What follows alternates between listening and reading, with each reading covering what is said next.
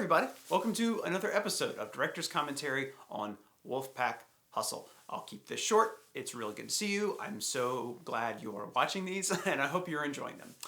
That being said, let's dive right into it. Thanks.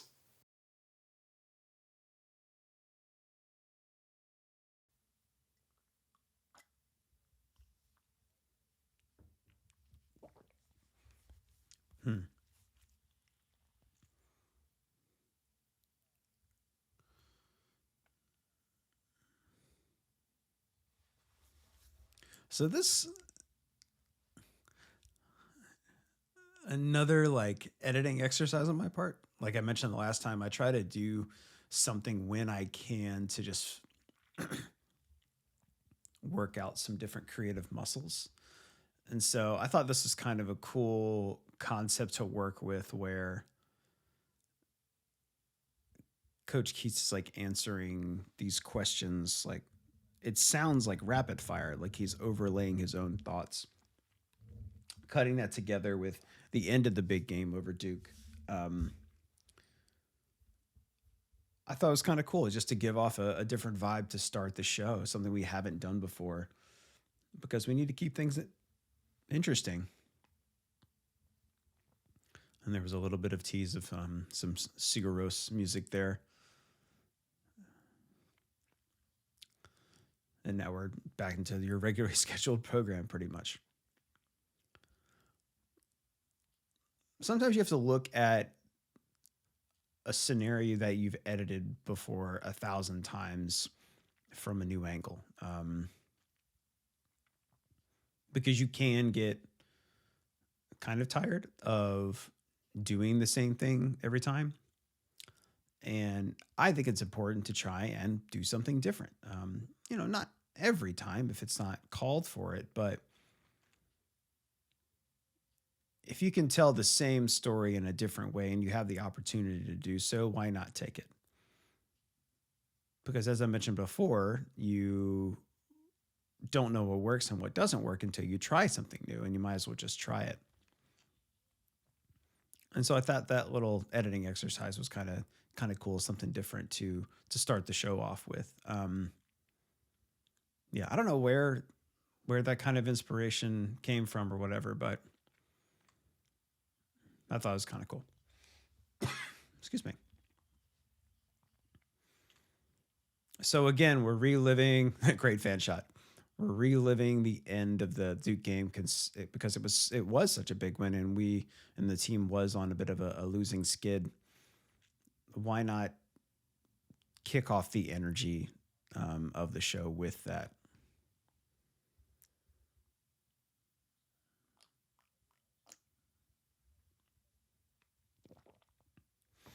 And again, you have the opportunity to show footage that you didn't get a chance to show last time, particularly fan footage or different angles of the game, like that one right there. I don't think we used that shot in the last one. More fan shots like this, such a fun opportunity to do so.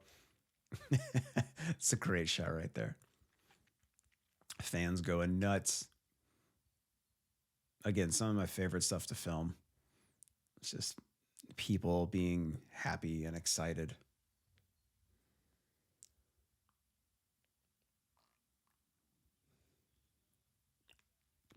Oh man, Pat Murphy, the head strength and conditioning coach. Such a character. Such a good guy. I love working with him because we both bust each other's chops. But he's such a good dude. Gives me a ton of access. Always super friendly too whenever he sees me. It's nice to work around people that are excited to see you, That's fun.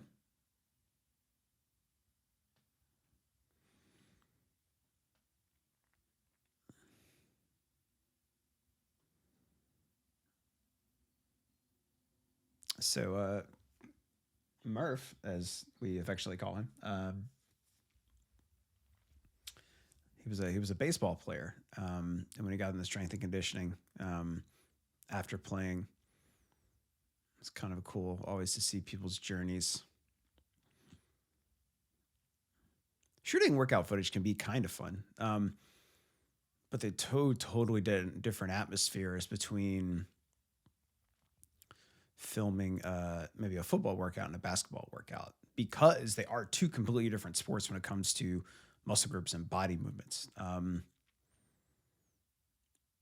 Very much basketball is like conditioning and endurance. With football, there's a lot more concentration of explosion and strength.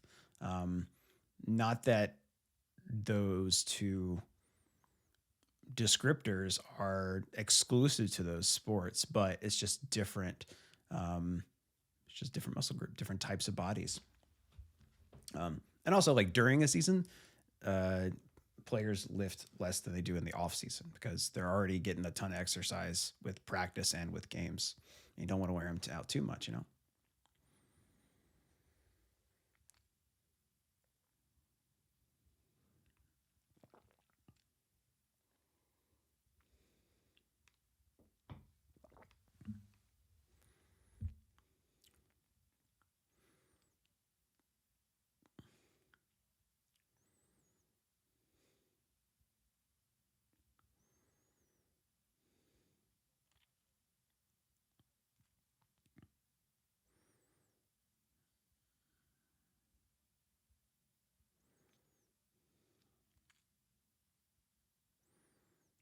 Usually kind of tight quarters in the weight room. It's not a very large weight room, and it's very much filled with all the equipment they need. So it's just kind of tight maneuvering around everybody.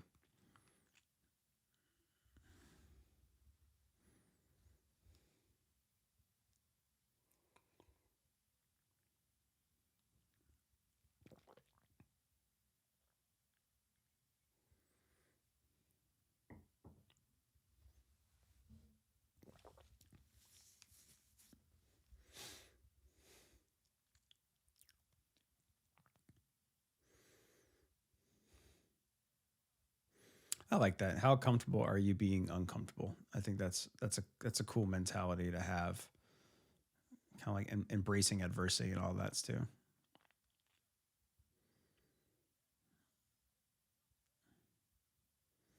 Kind of fun exercise to watch. They're just tossing these giant medicine balls just as high as they can into the rafters.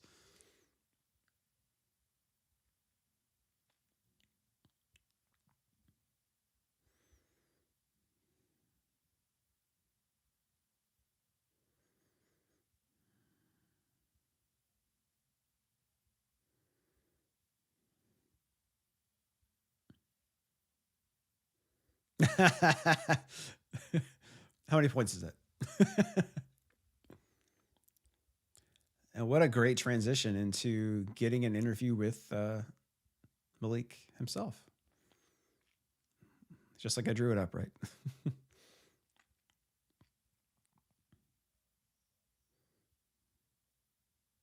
So Malik is actually he's actually a recording artist too. He's got some music um, under the name Wave Boy Color. I actually asked him if he wanted to include some of his music on the show, and he politely declined. I don't know. I don't know if he thought too little of my show or too little of his music, but he's a good dude. Worked with him. Him and Leonard, I had known for a number of years because under the previous coaching administration, they were there as players, and I worked with them working a TV show about that program. Um, so after a year away and then coming back and doing this documentary style, it was cool to see them again and them kind of welcome me back within it. And them know me already. I have almost a built-in sense of trust with them. And that's always really cool.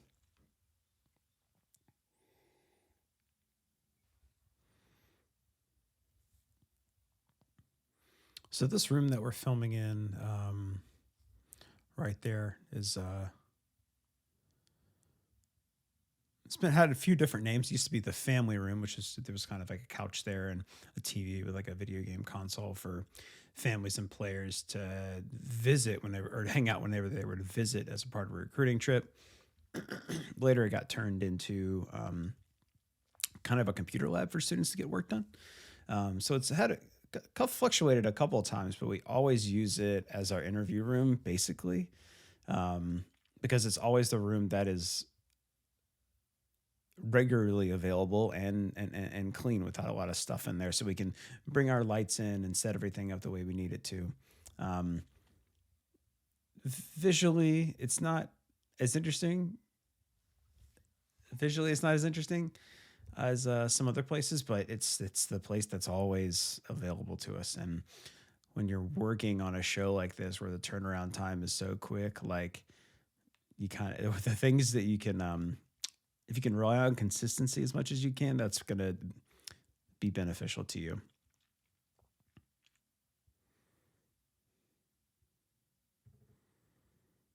I just noticed Malik has like tears on his t-shirt. That was a good shot. Like on the cuffs of his t-shirt, he's got holes in them. I just noticed that. Probably would have asked him to change shirts, but it's all good.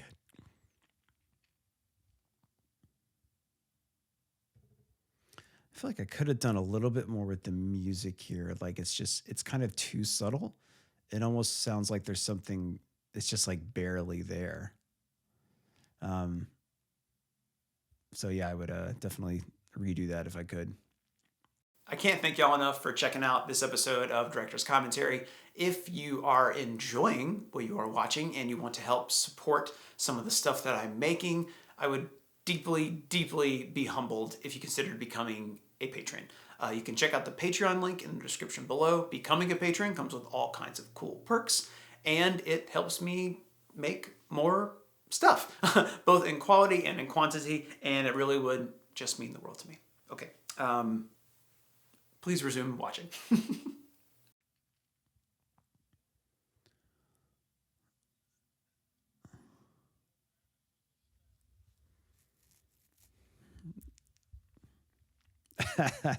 That whiteboard you saw earlier has a kind of has tally marks of who made some errors during practice, and if the number of errors indicates how many suicides you got to run at the end of practice. So I think it's a nice little accountability chart there.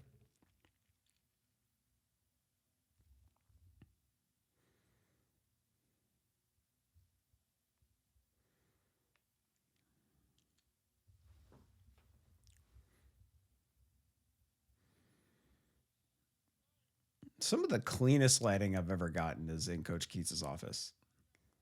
It's just very bright and white, and whatever he's wearing usually contrasts to the light, and so it's kind of nice when things pop without you having to do too much work on the lighting end.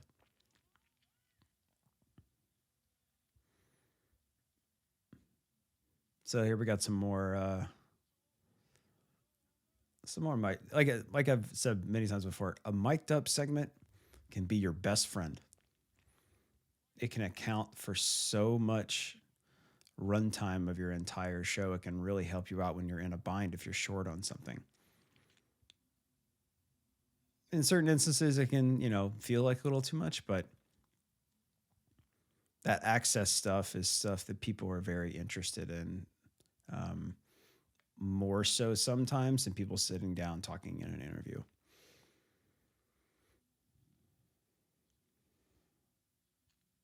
The lighting in the practice arena is not great. But we do what we can. It takes some getting used to, working with different cameras too, because every camera has different light sensitivity or different color readings. And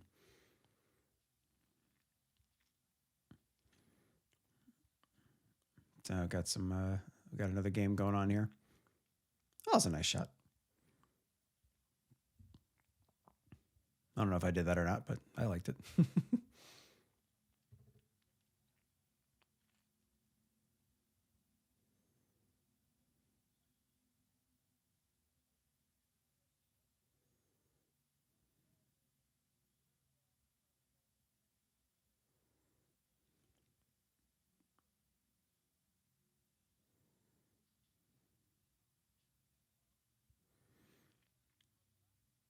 I hadn't done too much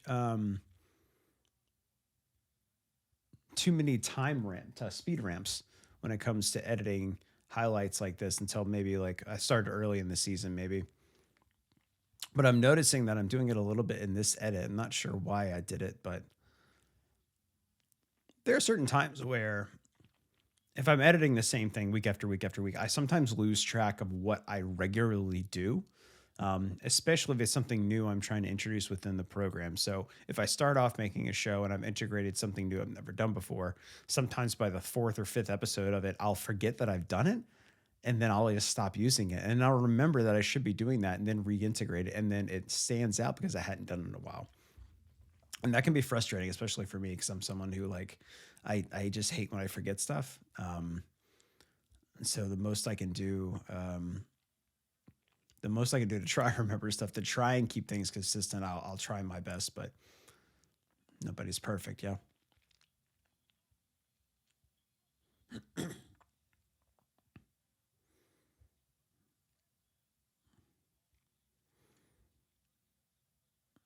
I want to say I think State wins this game, but I think it gets kind of crazy and close toward the end. We're gonna find out here.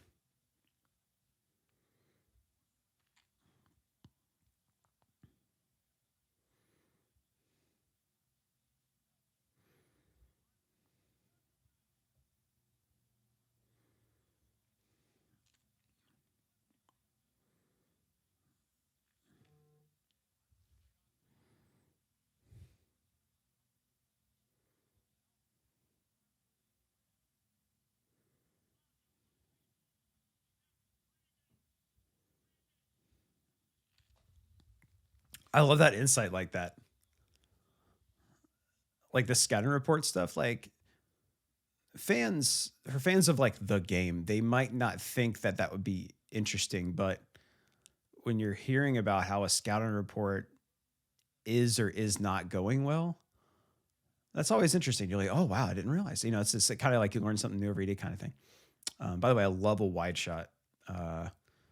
I love a good wide shot over a close up. I think especially when you've got this big 3-pointer by Amir and the stands are full and you see the reaction when it goes in, and you also see like the shot clock winding down. There's just a lot of visual elements that are very interesting.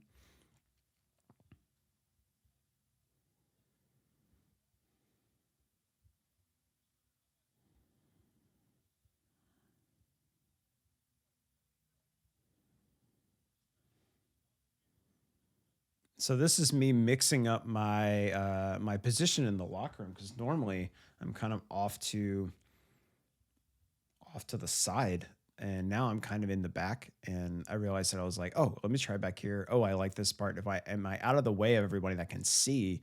Yes. And if I find it visually more interesting, I will stay there. You won't The first time you're filming something like this and you have predetermined kind of where you want to be, don't be steadfast on that's where you have to be. Like move around when you can to try and figure out if like what the best spot is. Because 9 times out of 10, it's not going to be immediately where you land up. At least for me, I don't know. I'm a little slow sometimes. But once I figure it out, I'm like, oh yeah, this is where I'm supposed to be. This is the best spot to get what I need to get.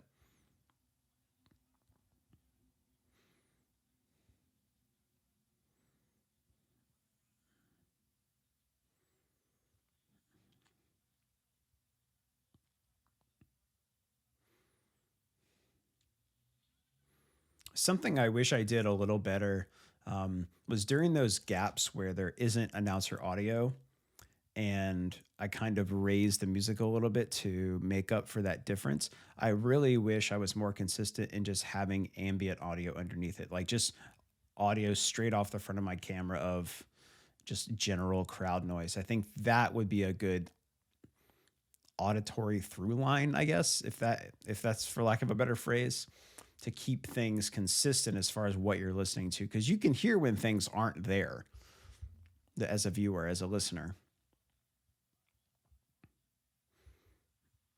Oh, nice grab. Like film everything, y'all. Film everything, guys. Like don't just film when the ball gets into action. Like film everything. It's almost, I don't want to say always roll. Actually, you should always be rolling. But when it comes to when you're working within this, when you're working within this, oh, the jacket's off.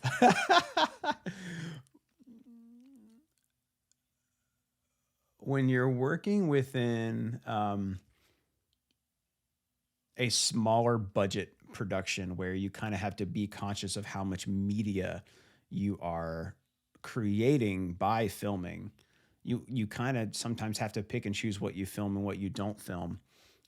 But when you can roll as much as you can, like the you're filming, you should not stop recording because a play is over, and you should not start recording when a play starts. You want to record around those things because there are moments on the front end and back end that you don't think are going to come through, and then when they do come through, it's usually very emotional and adds so much to your story because it's setting up context for everything around it.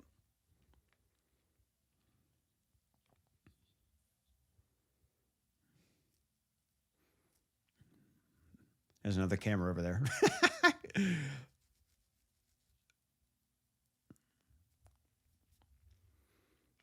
So now we're in the last segment. We kind of wrapping everything up.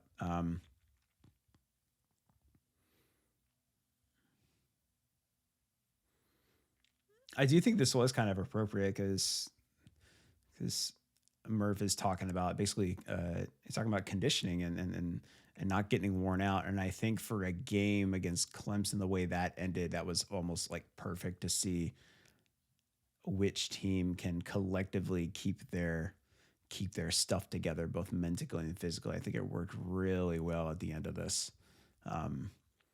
Going over these commentaries, like there are certain moments where I kind of don't have anything to say because I've kind of said it before and it's nothing new, or I just feel uninspired by my own work, whatever. But when we get into certain segments, I do feel like, oh, wow, yeah, I remember that. That was really cool and how that came together.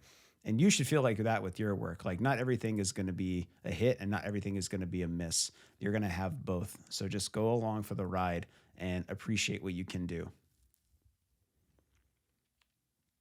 I still love that shot. That's one of my favorite shots. Oh wait, no, not that one. The one where Torin got fouled and fell down. That was one of my favorites. I use that. I continue to use that in my reel whenever I put a new reel together because the emotion is there. Even though that clip is 5 years old, over 5 years old.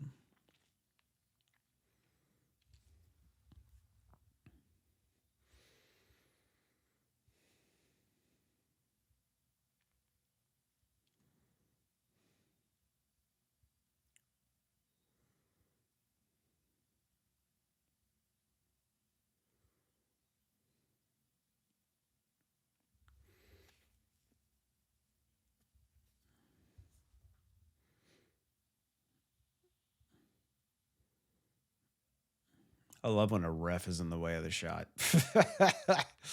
Every time.